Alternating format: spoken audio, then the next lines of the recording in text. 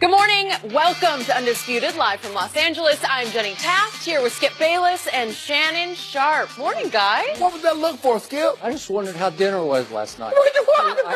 I saw the paparazzi. I saw it on TMZ. You two at Avra. I mean, At Avra, yeah, with LeBron. I mean, Shan Jin. Not LeBron, just the two. Shan Jin is in his beginning stages. It is. It's the hottest thing on Twitter. It doesn't have to be this way, though. Go ahead. Hey, Skip, that's unnecessary. I'm not going to even bump with you. Hold on, Skip. That's unnecessary. See, you about to start some foolishness going on. I don't think it's foolish. It is It's okay with me. I'm good with it. I kind of like it, actually. Oh, you kind of like it, I like huh? my island over here. You know what? I need another desk. I need to build another desk over there. You know, kind of like Joy has on Colin's show. I You should like set it starting- in one way You over like here. starting rumors? No. Yeah, you do. Yeah, you do. Oh, no. Me? Yeah, you.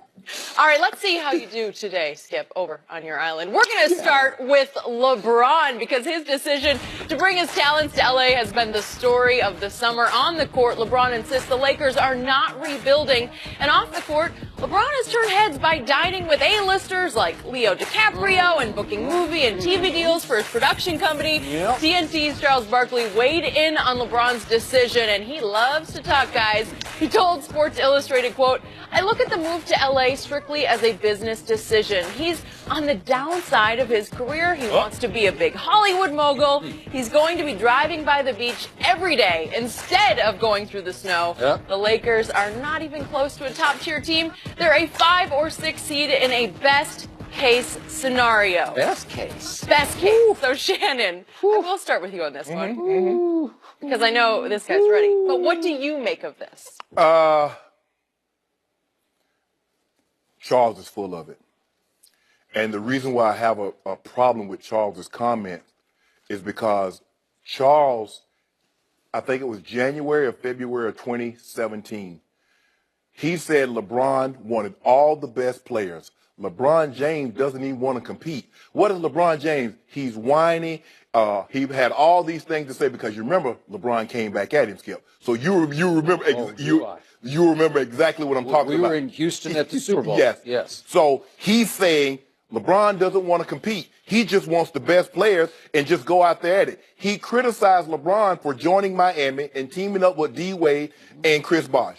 So in this situation, LeBron James, he doesn't go to Golden State. He doesn't go to Houston. Hell, he doesn't go to OKC. He doesn't go to Philly or Boston. He goes to a younger team, and now he doesn't want to compete. He just wants to go make movies. So which is it, Charles? You can pick a side and stick with it.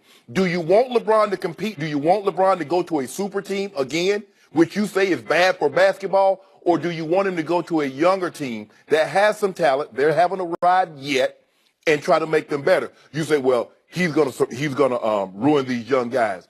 I thought you said great players make it easier for other players. So which is it? He wants to have it both ways. Now, we know Charles has gone out of his way to be extra critical of LeBron James. Skip, he said the man is on the downside of his career.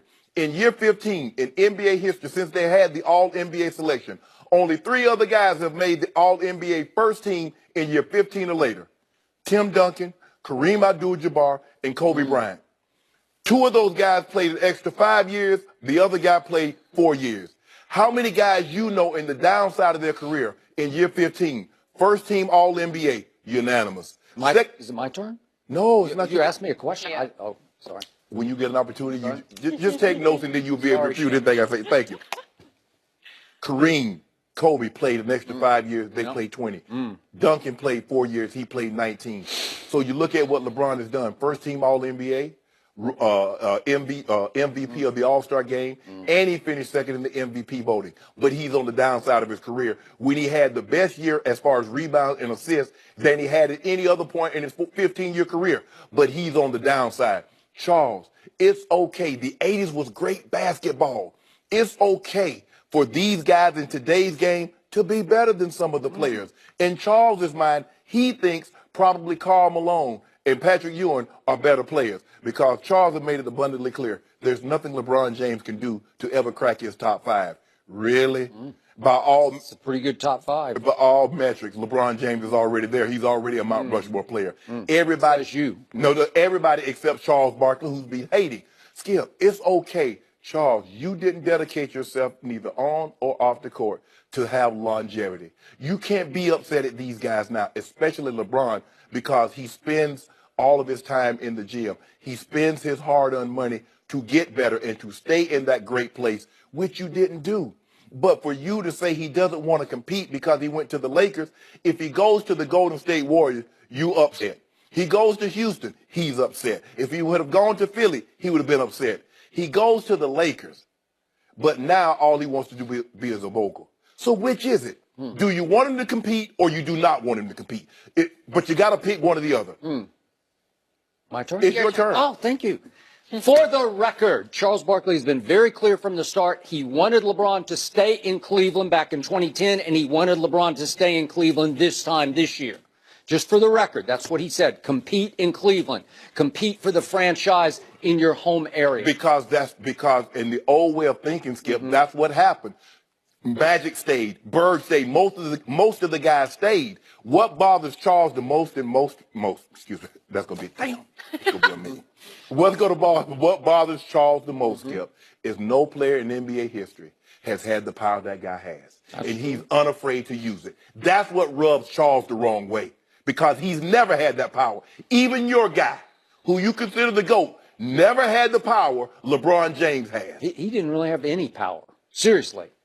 Not in the NBA realm. He had power outside the NBA. Right. Yeah. So when you look at it, all these Pantheon greats, Magic, Bird, none of them have what this guy has. And it rubs some of the older guys the wrong way, Skip.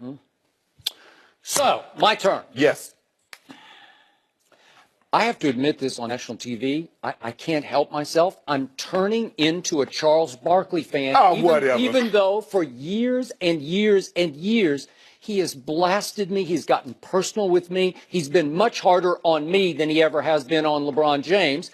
And it's been pretty hard on me to like anything that comes out of Charles' mouth. And I've said for years that it felt like the TNT audience was actually laughing at Charles more than laughing with Charles on television, because it's more like laughing at his character more than what he actually says. So, I'm really gaining respect for Charles.